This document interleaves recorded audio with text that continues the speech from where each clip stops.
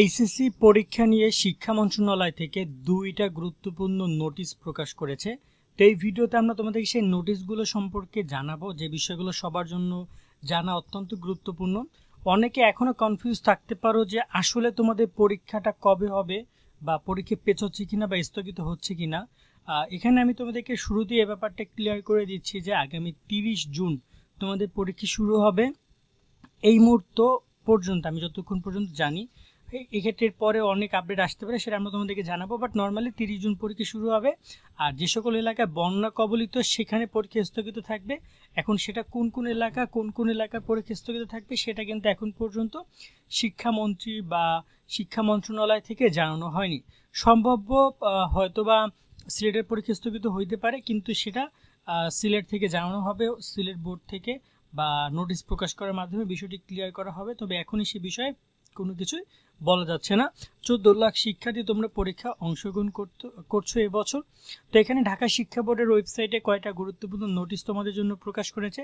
প্রথম যে নোটিশ সেটা হচ্ছে প্রবেশপত্র প্রসঙ্গে। সো এখানে বলতে পারো ভাই এটা তো কলেজের কাজ, তোমাদের কি?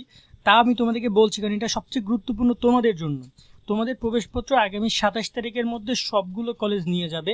সো 27 তারিখ না, এখানে ওভারঅল 11 তারিখ দিয়েছে। 11 তারিখের মধ্যে সবগুলো কলেজ তোমাদের প্রবেশপত্র সংগ্রহ করে ফেলবে। কিন্তু তোমাদের যদি কোনো ধরনের প্রবেশপত্রের সংশোধন দরকার হয়, কারণ অনেকের কিন্তু প্রবেশপত্রের সমস্যা হবে। আমি আবারও বলছি, যখনই তুমি প্রবেশপত্র হাতে পাবা, সাথে সাথে তুমি চেক করে নিবা তোমার নাম, তোমার বাবা মায়ের নাম, তোমার মেইন সাবজেক্ট, গ্রুপ সাবজেক্ট সব ঠিক মতো আসছে কিনা। কারণ বিভিন্ন সময় সফটওয়্যারের ত্রুটির কারণে, এদিক ওদিক হওয়ার কারণে কিন্তু প্রবেশপত্রের সমস্যা হয়। তো এই ত্রুটি যদি তোমার হয়, এখানে কিন্তু বলে দিয়েছে শিক্ষা প্রতিষ্ঠান প্রধানের প্রবেশপত্র যাচাই পর্যন্ত কোনো প্রকার ত্রুটি কম বেশি হলে সংশোধন করিয়ে নেওয়ার জন্য 23 থেকে 27 তারিখের মধ্যে জমা দিতে হবে। সো তোমরা পাওয়ার সাথে সাথে কিন্তু এগুলো জানাবা। এক্ষেত্রে দেখা যায় যে নর্মালি 23 তারিখ থেকে 27 তারিখ এটা হচ্ছে গিয়া যে প্রতিষ্ঠান প্রধান, এখন দেখা যায় একটা কলেজে 300-400 স্টুডেন্ট আছে, সবার সাবজেক্ট মিলানো তো আর সম্ভব না হচ্ছে গিয়া যে প্রধান শিক্ষকের বা যে কর্মকর্তারা যারা আছে তাদের জন্য। তো দেখা যায় তখন তো হয়তো সংশোধন না হইতে পারে। বাট তোমার কাছে আসার পরে তুমি চেক করবা 4-5টা জিনিস, তার মধ্যে তোমার নাম, তারপর হচ্ছে তোমার জন্ম তারিখ, তারপর তোমার বাবা মায়ের নাম। আমার গতকালকে আমার একটা ভাই ফোন দিছে, ওর বাবার নাম ভুল আসছে এসএসসির প্রবেশপত্রে, পরে সার্টিফিকেটও কিন্তু ভুল আসছে। মানে ওর জেএসসি এইচএসসি সব ঠিক আছে, শুধুমাত্র এসএসসি প্রবেশপত্রটায় বাবার নামটা ভুল আসছে। পরে সেটা সংশোধনের জন্য আবার বোর্ডে দৌড়াদৌড়ি করা লাগছে। তো কেন আমি প্রবেশপত্রে ভুল আসবে, আমি সেটা নিয়ে আগেই কথা বলবো।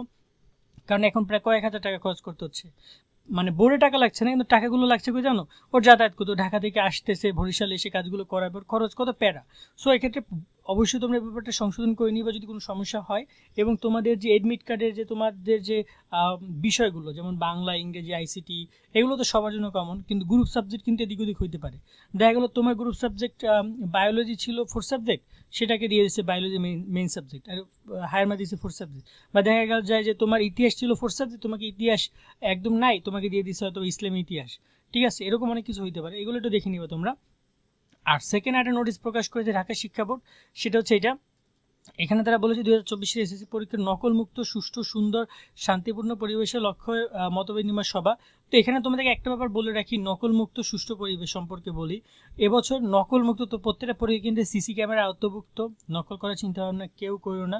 সেকেন্ড যে ব্যাপারটা সেটা হচ্ছে প্রশ্ন ফাঁস বা এই ধরনের যারা মানে শান্তিপূর্ণ পরিবেশ নষ্ট করবা, এখন তথ্য যোগাযোগ প্রযুক্তির এই যুগে যদি কেউ কোনো প্রকার প্রশ্ন ফাঁস বা এইসবের সাথে জড়িত হও, তা তুমি যে কোনো গর্তে গিয়ে লুকিয়ে থাকো, তোমাকে খুঁজে বাইর করতে সময় লাগবে না, কারণ এখন সেই টেকনোলজি চলে এসেছে। তো এখন দেখা যায় যে এই প্রশ্ন ফাঁস বা এইগুলোর সাথে মধ্যে জড়িত হবে না, নর্মাল একদম সিম্পল তুমি পরীক্ষা প্রস্তুতি নিবা, পরীক্ষা দিবা। কোনো নকল, কোনো প্রশ্ন ফাঁস, কোনো উল্টাপাল্টা কোনো কাজের সাথে যুক্ত হবে না। সেই চিন্তাভাবনা থাকলে এখনই বাদ দিয়ে দাও।